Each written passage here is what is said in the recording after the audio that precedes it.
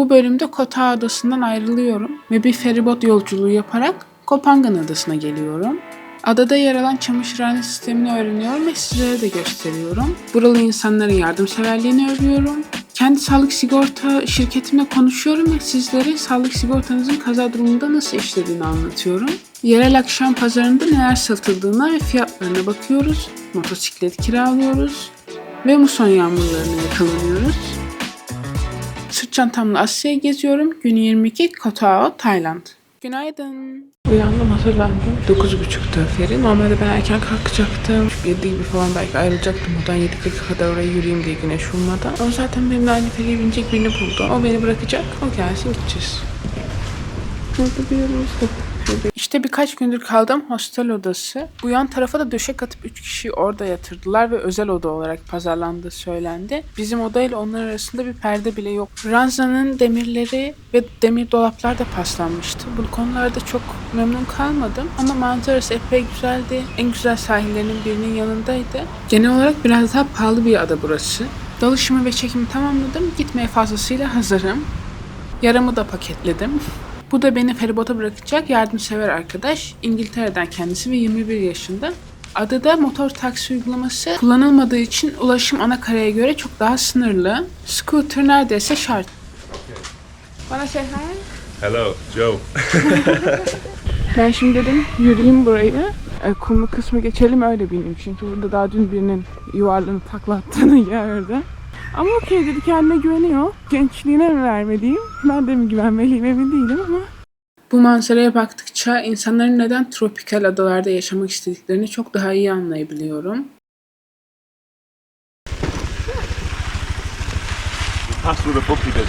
Sağ salim geldik. Çantalarım da burada. İyi sürdü ya. Öyle yani yalpalamadık da korkulacak hiçbir şey olmadı.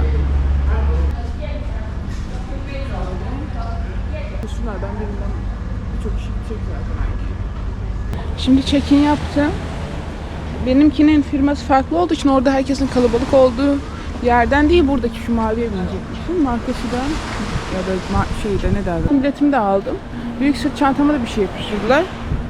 Bana da bunu verdiler. Ne kadar gösterebilirim bilmiyorum. Şurada asıl şu bota biniyorlar. Asıl kalabalığın olduğu yer ve check-in yapılan yer o. Ben işte oradan dümdüz yürüdüm. Buraya geldim. Buraya şuradan giriş de var. Yani tek bir marka yokmuş. Markalara bakmak lazım. Tatlı ama değil mi? Süslü falan. Biz chilliz ya. Orası bayağı kalabalık.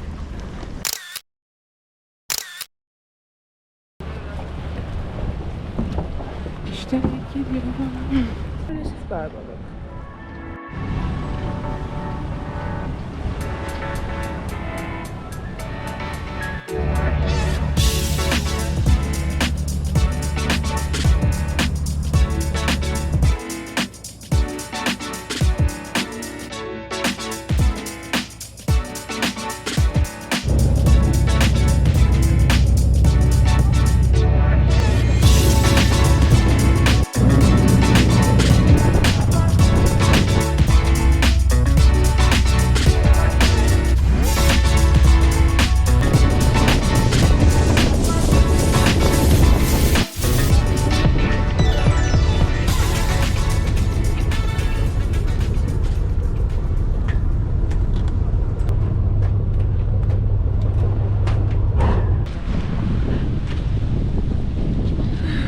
İndim.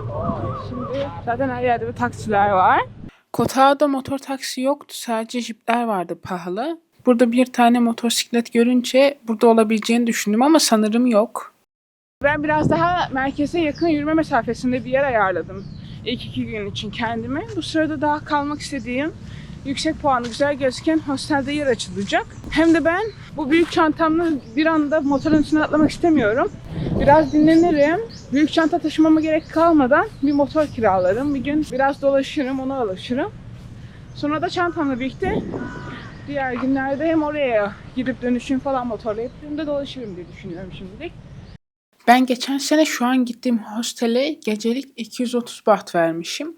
Ve tam şu an gecelik güncel fiyatlara baktığım zaman 800 bahta çıktığını gördüm. Bir hostel odasında bir yatak nasıl bu kadar fiyat artar anlamadım. Her yerde şimdi girer girmez zaten motor kiralama yerleri.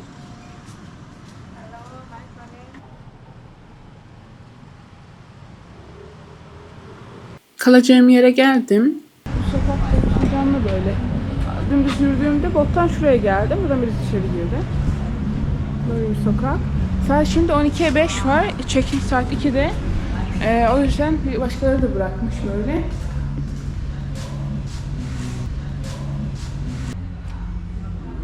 Şuraya event varmış.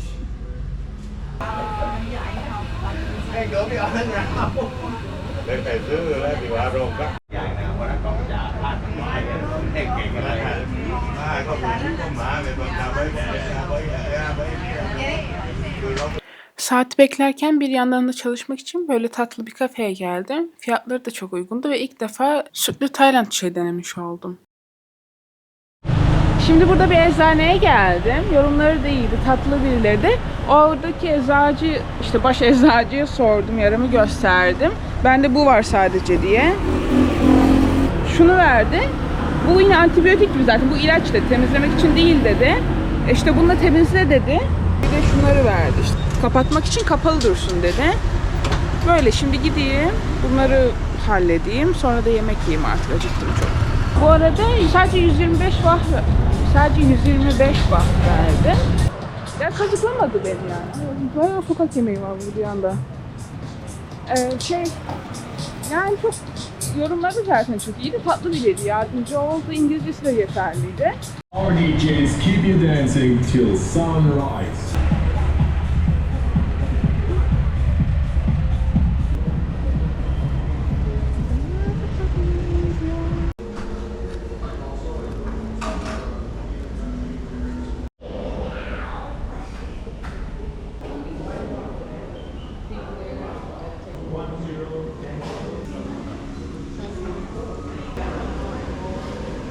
Günün devamı da sakin, pantolonu onararak, birkaç iş hallederek ve yaraya bakım yaparak geçti. Derken yeni adada ilk günüm tamamlandı.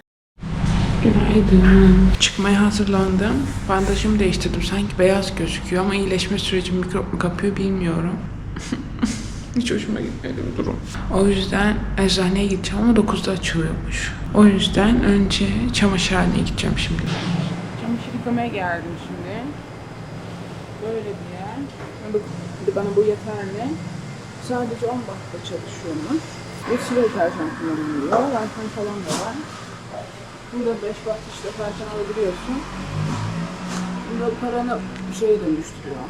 Herhalde.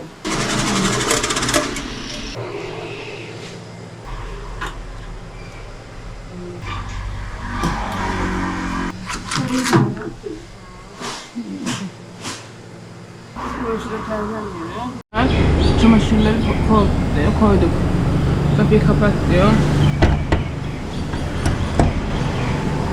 Kapattı. Hatta aşağıda yukarıdan çektim. Şimdi ben kolt istiyorum çünkü zaten renkler falan birbirine karışır. Bunlar sıcaklıklarına gelmeden bakmışlar. Bunu da koyduk.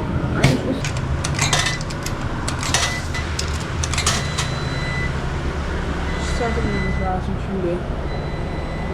Burada.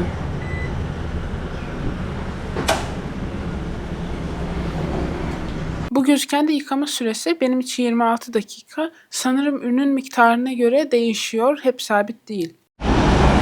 Burada böyle bir ana sokak var. Ben de şuradan yürüyüp geldim. Çok bir şey var mı bilmiyorum aslında. Fiyatlar. Bir şeyleri yazıyor. Tamam. Recommended. Bir de kurutma işi var. Bunlar da kurutucu var. Bunlar ne kadar?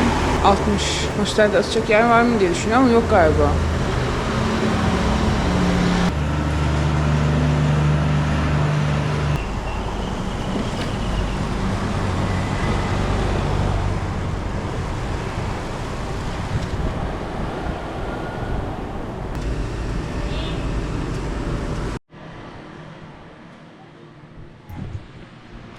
Çamaşırları bitirdim. Geri dönüyorum. Eşyalarımı bir bırakayım. Ondan sonra da eczaneye gideyim.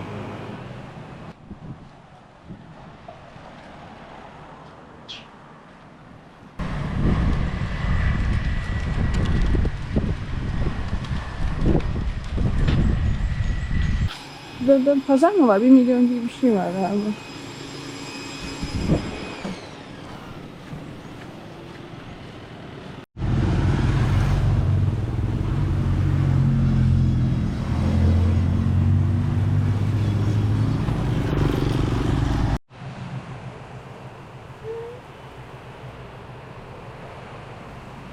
Mandalina verdi bana. Ay, hızlandı yağmur.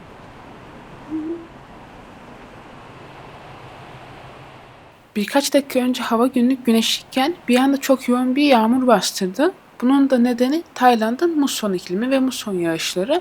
Tayland'da temel olarak 3 mevsim bulunuyor. Bunlardan ilki serin ve kuru sezon olarak geçiyor. Kasım-Şubat'a genelde denk geliyor. Sıcak sezon var. Mart ve Mayıs aylarında. Burada nem oranı tavan yapıyor ve sıcaklıklar 40'ı zorluyor. Bir de yağış sezonu muson var. Haziran ve Ekim arasında genelde denk geliyor. Çok yoğun bir yağış oluyor ve su baskınları da olabiliyor. O yüzden gelmeden önce ne zaman geleceğinizi ayarlamak önemli.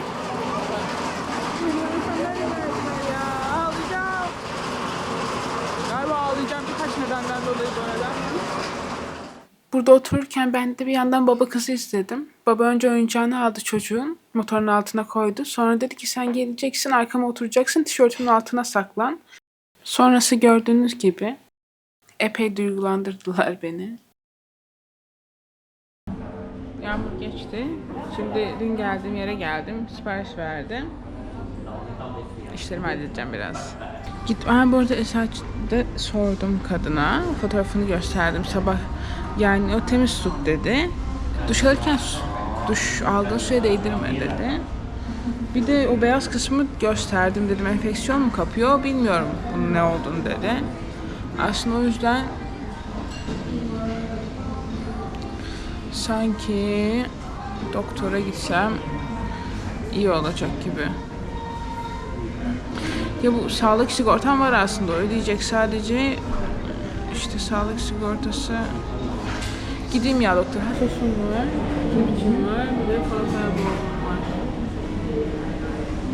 Bir de probiyotik bir içecek söyledim. Sağlık sigortası poliçesindeki numarayı aradım, bilgi aldım. Dedim sağlık sigortam var, bacağımda bir yaralanma var. Nasıl işte kullanacağım bilmiyorum sağlık sigortasını falan. Bu da işte en yakındaki hastaneye gidebilirsiniz dedi. Orada hastaneden rapor alacaksınız dedi. Faturanız dedi. Bir de ilaç verilirse onun reçetesi faturası falan. Ve orada siz kendiniz ödeme yapacaksınız. Döndüğünde bize ibraz edeceksiniz.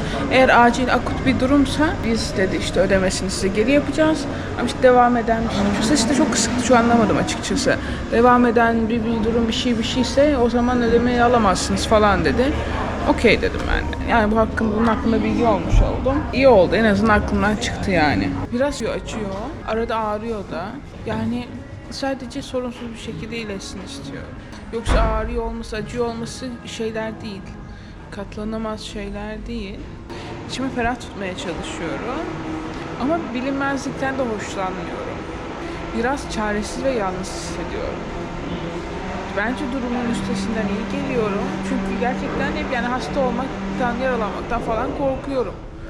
Ya da böyle işte motor kazası yaparım falan diye de korkuyordum. Bu da aslında bakmam gereken biraz daha böyle yüzeysel kesikten daha büyük bir yara.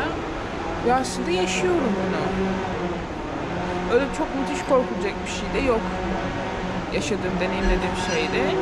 Ama tedirgin edici ve korkunç yani bir noktada da.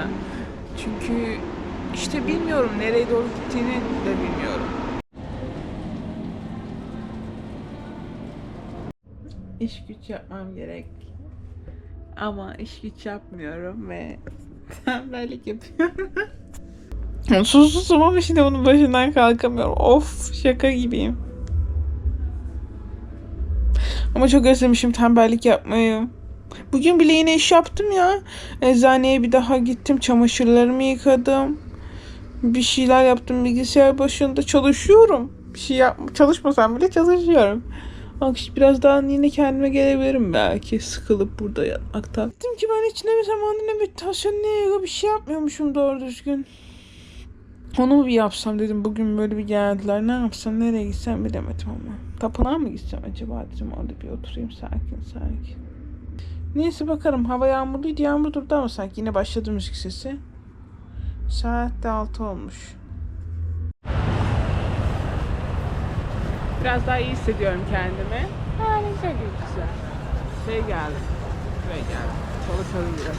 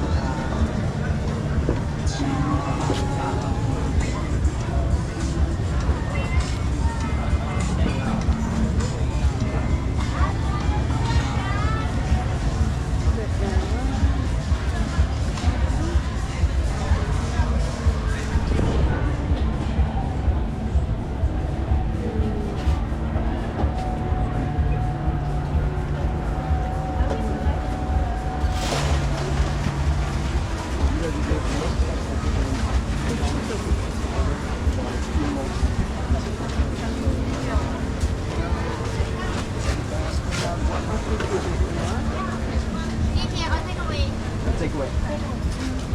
Or just like this? Yes. Yeah. Take away, yeah?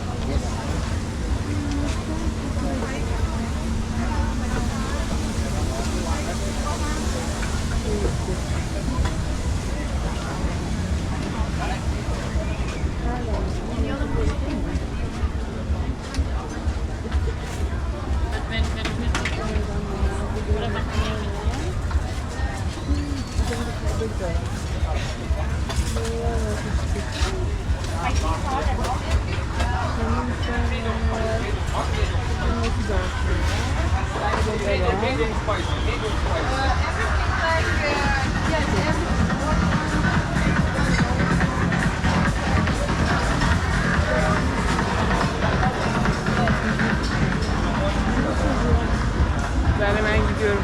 Şimdi bir yere bir işi gücü bıraktım.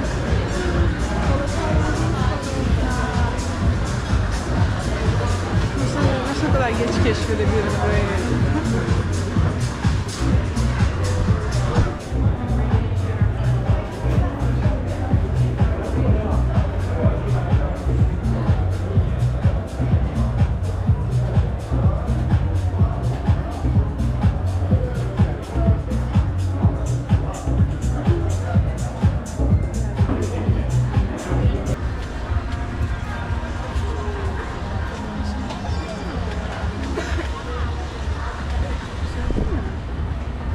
Aslında şimdi partiler falan da var ama çok öyle parti modunda değilim. İyileşme ve sakin modundayım. Gerçi uzun zamandır da hiç parti modunda değilim yani ama yine de böyle takılar var. Bilmiyorum, aslında meyve alabilirim. Bir şey de alabilirim. Ama almayabilirim. Yani. Böyle, bir de burada böyle açık suşiciler var. Başka bir şeyde, pazarda da görmüştüm. Tane hesabı istediğini alıp böyle koyuyorsun. 10 baht bir tanesi. Bu kadar. Bitirdik. Marketi bitirdik.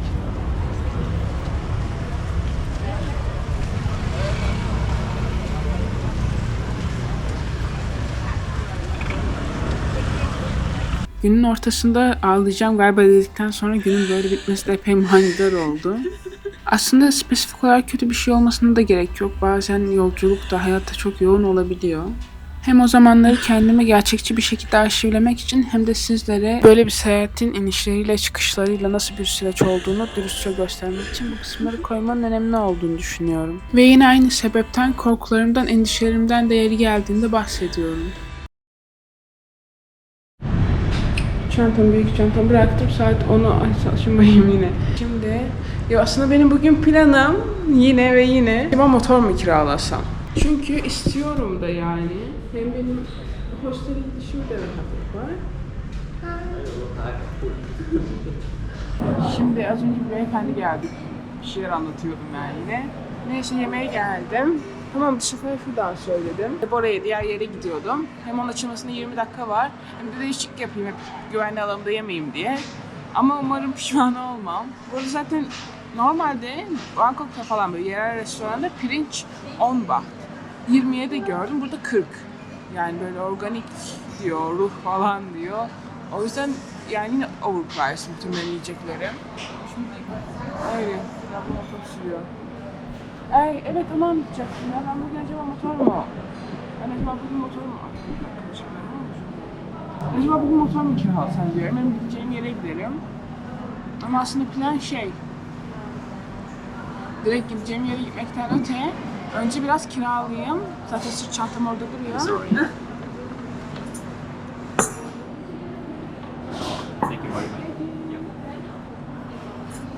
İsteyeyim mi önce yemekleri? Biraz tersten olacak ama. Gideceğim yere gitmeden önce motoru biraz kiralayayım. Dolaşayım ağır çanta. Çantam o kadar ağır gelmedi bu arada. Dün, önceki gün iyi dinlenmişim.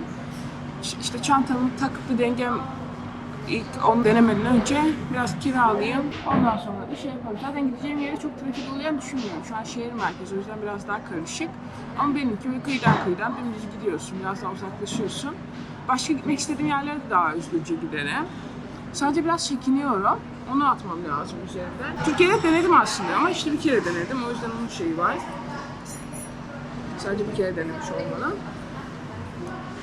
Bilmiyorum, tedirginim. Bir de aslında neden tedirginim? Bacağımdan dolayı tedirginim. Yani zaten bir iyileşme sürecindeyim. Ona bir şey olacak diye değil de genel olarak bana bir şey olacak diye. Bir de çok hikayeler duydum burada. Yani çok tabii ki de oluyor, mümkün de ama motor kazası yapıyorlar. Yok ayakları kırılmış, yok sinekler ısırıyor. Fotoğraflarını falan da gördüm. Ciltleri reaksiyon veriyor, kan hastalığı kapıyorlar, yüzlerine hadere geliyor. Yani çok oluyor böyle şeyler. O yüzden biraz tedirgin edici burası.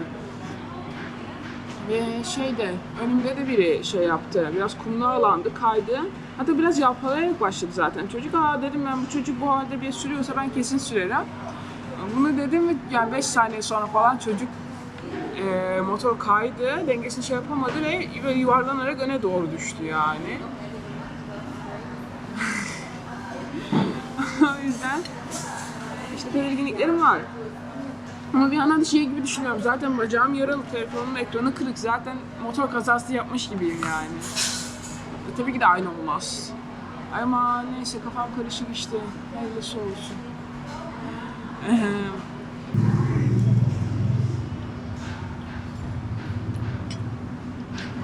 Pirinç gibi.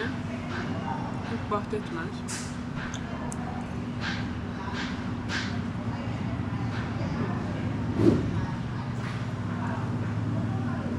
Burada havuç mu dedim ama tatlı patates yani. Patates var, tatlı patates var, biraz brokoli var, Hindistan cevizi şeyi var. Bir tofu gördüm şu an gibi, yapraklar falan. Böyle. Bu kısmı videoya çekmemişim ama motosikleti kiraladım. Hemen bu süreçten size bahsedeyim. Budget Tour adlı bir yerden kiraladım. Genel olarak memnun da kaldım. Peki motosiklet kiralarken nelere dikkat etmeli? Kiralama günü motosikletin fotoğraflarını çekin. Neresinde çizik var, neresinde boyasında bir sorun var. Ortada olsun ki teslim zamanında sen yaptın diye eskiden olan bir sorundan dolayı para ödetilmesin. İkincisi herhangi bir siz kaza yaparsanız biri çarpar. Böyle küçük kazalar çizilmeler durumunda ne kadar ödeme bekliyorsunuz diye bir sorun. Muhtemelen gerek olmayacaktır ama aklınızda bulunsun. Eğer acemiyseniz de eski zaten çizik bir motor seçmenizi de tavsiye ederim. Kiralarken sizden depozito olarak pasaportunuzu, belli bir miktar para ya da ehliyetinizi isteyebilirler. Bunun en mantıklısı belli bir miktar para vermektir. Özellikle Laos, Kamboçya, Vietnam gibi ülkelerde pasaportunuzu vermemenizi özellikle tavsiye ederim. Çünkü pasaportlarının sahtesiyle değiştirdiğine dair bile haberler okumuştum. Ve herhangi bir durumda pasaportunuzun üstünüzde bulunması çok önemli. Bir de motorlar genelde 24 saatlik olarak kiralanır. Ama siz yine de 24 saatlik bir süreç mi olduğunu ya da kaçta alırsanız alın, sabah onda mı teslim etmenizi beklediklerini mutlaka sorun. Ve motosikletinizi kontrol edin. Öncesinde bir test sürüşüne çıkmak isteyin. Motorun gazına, frenine, lastiklerine, sürüş sırasında nasıl hissettirdiğine bir bakın. Bu arada ben de motosikleti kiraladım. Hostele de geldim, çantamı bıraktım check-in saatine kadar. Halletmem gereken birkaç iş vardı ama hava yine kapadı ve yağmaya başladı. Ben de ilk günümden yağmurda sürmekten korkunca motoru hostelde bırakıp yürüyerek gittim. Kaskı da bırakamadım çalınmasın diye onu da taşıdım. Şaka gibi gerçekten yağışın altında şu kombinde elimde kaskla yürüyorum.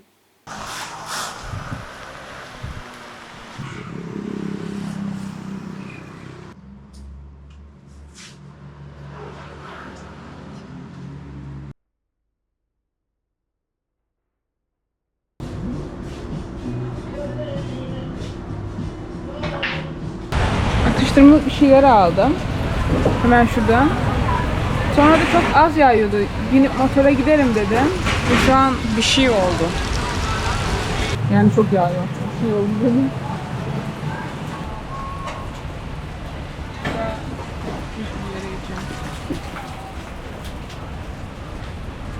Bunlardan aldım bu arada, çok güzeller gözüküyorlar ama şu an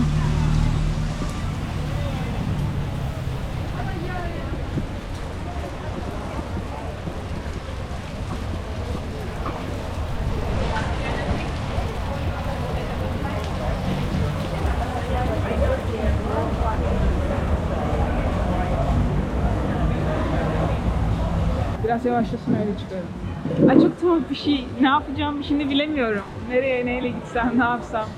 Hem yani o kadar özgüvenli değilim sürme konusunda. Hem de biraz trafikte oluyor bazen falan. Ama bir yandan beceriyorum da. Eczaneye gideyim, bandaj alayım. Ama becerdiğimi görmek de yani bana şey yapıyor, var altında. Verdim parasını, sür gibi oluyorum böyle. Benzin falan da almam lazım. Bilmiyorum.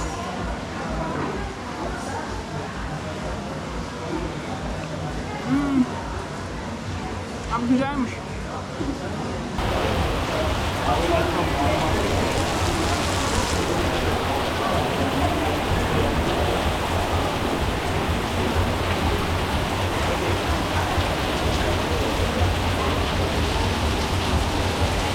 Tabii da güzelmiş. Konudan bağımsız. Bari gidelim. Biraz falan bilgisayar güçlerimizi yapalım. Madem bağımsız kaldık. Değil mi? Bu arada eskiden herkes benim gibi seyahat edebilir sanıyordum ama sonradan fark ettim. Tayland'ın bir adasında muson yağmuruna yakalanıp lezzetli böreklerin ve içinde bulunduğu durumun tadına çıkarmak yerine neden bunlar yaşanıyor diye şikayet eden insanlar aslında pek de böyle seyahatler için uygun değil. Benim içinse durum yüzümden de anlayabileceğiniz gibi müteşekkirim bu an için. Şimdi kaldığım yerin sahilindeyim. Ve çalan müzikten dolayı gerisini dış ses olarak anlatıyorum. Kaldığım yer hostel burası. Sahili ise böyle. Diğer yere göre daha güzel. Çünkü o da biraz daha kalabalık olsa da hem banyo ve tuvaletleri daha temiz hem de perde olduğu için biraz daha kişisel alana sahibim. Bu sahilde yüzmek pek uygun değilmiş. Hostelin açıklamasında da belirtmişlerdi. Ama yine de tabii ki güzel böyle bir alana sahip olmak. Adanın farklı bölgelerinde farklı tür konaklamalar varmış. Bu bulunduğum bölge meğerse daha çok parti hostellerinin olduğu yermiş. O yüzden muhtemelen bol müzikli ve gecenin geç saatlerinde sarhoşların odaya geldiği bir konaklama olacak. Ama çok da sorun etmedim açıkçası. Genel olarak şartlar gayet iyi. Keyfim de yerinde. Tadını çıkaracağım burada olmanın.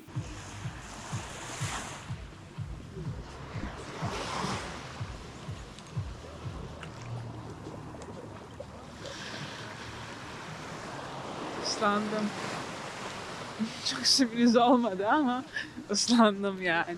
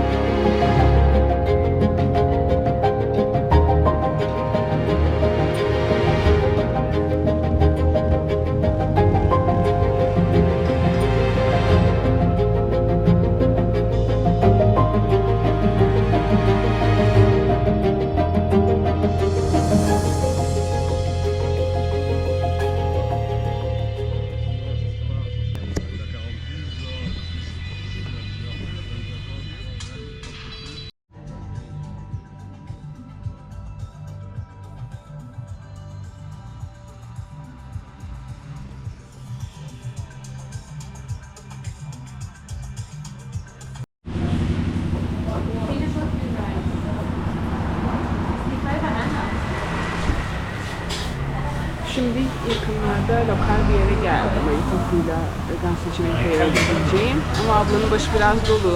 Şeyleri de almamış, tabakları da almamış. Bu arada bir yerlere bıraktık. Ama umuyorum ki uygun fiyata yerel food yiyeceğim ve güzel olacak yani. Şimdi biraz da... Ay çok güzeldi az önce gördünüz mü? Çok güzeldi. Ben şu an çekmeyi unuttuğumu fark ettim. Tabak tepeleme doluydu böyle. 50 baht diyor ama bilmiyorum ne kadar vereceğim. Çünkü gerçekten çok büyük bir porsiyon. Yani bundan önce yediklerime çok para vermişim gibi demek oluyor bu. Böyle. Normalde bu kadar büyük mü? Ben yumurtalı falan istemedim, tavuk istemedim diye daha mı çok koydu bilmiyorum. Ama o başta da kalabalıktı. Şimdi buralar bayağı boşaldı. Bir de kedi var. Şimdi orada değil, ortada değil de dolaşıyor arada. Güzel ama yemek güzel. Bu saatte yemeseydim belki iyiydi. Saat 8-10 var ama yani nefes almadan da yedim. Buradan çıkınca da bir 7-Eleven'e giderim. Su alırım. Hostelime geçerim artık. Gidiyorum yatarım yani buradan çıkınca. Saat 8 oldu çünkü. Şakayla karışık evet. Bu yaşanacak yani. Yemeğimi yedim ve sadece 50 baht ödedim. Yani aa, şunlara bakın ya, bu ne? Ne diyecektim? Ya az önce işte çantamdan kamerayı çıkarayım diye mesela bardaki bu sandalyenin dış masasında bir sandalyenin üzerine koydum. Kadına göz gözü geldik, acaba sipariş verecek miyim falan diye bir durdu baktı. Gülümsedi mi öyle? Yani insanlar çok güler yüzlüler. Çok tatlılar. Ya böyle gerçekten bir Avrupa ülkesinde olsan o masaya, o sandalyeye koydun ya çantanı, öyle sipariş vermeyeceksin, içeri girmeyeceksen sana kötü kötü bakar. Orada bir dakika falan geçir, gelir seni kovar. Ve böyle çok pislik yapıyorlar. İyisi de vardır ama yani garipsenecek bir şey de değil böyle bir şey yaşarsa. Ama burada insanlar bilmiyorum, iyiler, anlayışlılar, herkesin insan olduğunu farkındalar. Biraz yoruldum galiba Avrupa gezmekten ve Avrupa'nın insanından. Geçen de markete gittim, bir şey aldım. 2 tane lime aldım. Lime'lar tanesiyle paralı. Ama bilmiyorum. Hani bizim Türkiye'de çok alışmışız. Bilmiyorum ya da benim deneyimlerimde. Marketten meyve sebze aldığında artık bir yere gidip onları tartılıp üzerine etiket yapıştırıp kasaya öyle götürmüyorsun. Sen alacağını alıyorsun, gidiyorsun kasaya, halloluyor. Orada da işte bilmiyordum. Ulaşacaksın, bilmiyordum. Taneyle olduğu için kasada mı geçecek sayısını yazıp barkod yapıştıracakmış. Etrafa baktım. Makineyi de görmedim. Sonrasında işte ben de aldım lerlerimi, kasaya gittim. Sonra kasadakini sordum, önümde başkasına yardımcı oluyordu. Kasiyer dedim, bunlar hani etikete ihtiyaç var mı dedim. Yani böyle okey mi, etikete ihtiyaç var mı? Ben yapacağım dedi. Yani ben de kasada yapacak diye düşündüm. Benim sıram geldi. Çıktı kasadan, aldı lerlerimi, pıtı pıtı gitti orada ölçtü. Üzerine sticker yapıştırdı, geldi kasada okuttu. Benim arkamda biri vardı, o da hiç sorun çıkarmadı. Herkes birbirine gülümsüyor. Ben çok teşekkür ettim. Öyle geçti bu olay. Sorunsuz. Anlatıyorum. Bir de İsviçre'de yaşadığım bir olayı. Bir marketteyim yine. Taneyle alanlar taneyle alınıyor. Okey. Bazı şeyler de orada kiloyla alınıyormuş. Kiloyla alınan tartılacak. Ben benzer türde yanındaki şeylerin hepsi taneyle olduğu için aldığım şeyin de taneyle olduğunu varsaydım. Çok da üzerine düşünmemiştim. Kiloylaymış. Kasaya gittim. Kadın dedi işte öyle şeyle falan. Hangisini aldım? Derdim, anlatmaya çalıştım bir şeyler. Sonra kasiyer çıktı. Domates tartmayı. Ben de çok zaten panik halindeyim. Mahcup durumdayım. Ben mi geleyim, dur ben gideyim mi? Kadınla mı gideyim, burada mı bekleyeyim falan. Arkamdaki Arkamdaki İsviçreli olduğunu tahmin ettiğim kadın homurdanmaya başladı. Söyleniyor böyle artık bağırmaya kadar böyle. Çok bağırmıyor mama siz de öyle yani çok şey ki böyle siz de öylesiniz Allah da sizin belanızı versin falan bunların mesela Almancasını söylüyor yani. Çok kötü hissetmiştim kendimi zaten yani bilerek yapmadım yani bunu ve bence net ırkçılıktan yaptı bunu ya da bilmiyorum genel tahammülsüzdür belki herkese yapıyordur. Neyse bir şey demeyeceğim şimdi. Ama yani birebir aynı olayı iki farklı ülkede, biri çok modern, çok gelişmiş olarak varsaydığımız ülkede, biri de burada daha az gelişmiş falan diye gördüğümüz ülkede yaşadığımda deneyimlediklerim bu şekilde. Ve yani siz söyleyin, ben şimdi söylersem olmayacak çünkü. Yani o gelişmişlik ne demek oluyor işin sonunda? Irkçılar ya. Çok pis ırkçılar yani gerçekten. Ben ya başka şeyleri de yaşadım. Irkçılar. Erasmus döneminden sonra Kuzey Avrupa ve Güney Avrupa'ya seyahat ederken aklımda olan şey kendimi ait hissedeceğim bir yer bulmaktı. Ki burada iyi şartlar altında orada yaşayabilmek için. İşin sonunda bir yere kendime ait hissedemeyince biraz paniklemiştim. Ne yapacağım ben falan diye yani. Ve şimdi geldim mesela Tayland'da geldiğim ilk günden beri kendime şimdiye kadar deneyimlediğim hiçbir ülkede muhtemelen olmadığı kadar ait hissettim. Huzurlu hissettim. Almanya'da da evet küçük yerde yaşadığım zaman insanlarla gülümsüyordum, merhabalaşıyordum. O da okeydi. Genel olarak burada insanlar gerçekten çok daha kibar, çok daha güler yüzlü, çok daha nezaketli, çok daha iyi yani. İyi ve kötü kavramını kullanmak istemiyorum ama daha iyiler. O yüzden nereye varacak bu laf bilmiyorum ya. O kadar öldüm Avrupa diye. İşin sonuna geldiğinde tırnak içinde bu gelişmemiş Asya ülkeleri gerçekten onlara insanlık ders verecek durumdalar. Neyse tamam. Çikolatalı soya sütü bulayım da bir gerginliğim şeyim geçsin. Ya bu büyüklerin çikolatası da vardı ya. Gelişmemişler. yok da yani. Suyumu alayım. Tatlı istiyorum. Bir kaptan süt istiyorum. Gelecek bölümde ilk olarak motorumuzu atlayıp yağmur ormanlarının derinliklerine doğru bir keşfe çıkacağız. Ve ormanın sonu bize muhteşem bir manzara noktasına götürecek.